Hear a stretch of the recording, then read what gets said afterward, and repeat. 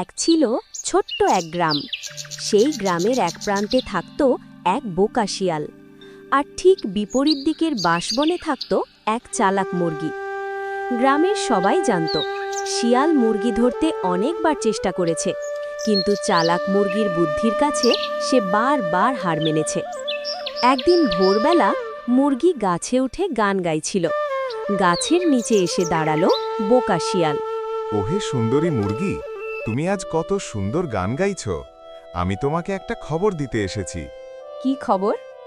আজ থেকে আমরা আর শত্রু নই। জঙ্গলের রাজা সিংহ নাকি ঘোষণা দিয়েছে সব প্রাণী আজ ভাই ভাই। তাই আজ তুমি গাছ থেকে নামো, আমি তোমার সাথে খেলবো। ওরে বোকা শিয়াল, তুমি সত্যি খবর জানো না? শিয়াল অবাক, কোন খবর? মুরগি গাছের শীর্ষে দাঁড়িয়ে দূরে তাকিয়ে বলল, রাজা সিংহ ঘোষণা করেছে যে মুরগি ধরে খেতে আসবে তাকে রাজ দরবারে শাস্তি দেওয়া হবে। আর দেখ, ওইদিকে দুইটা কুকুর আসছে রাজা সিংহের আদেশ নিয়ে।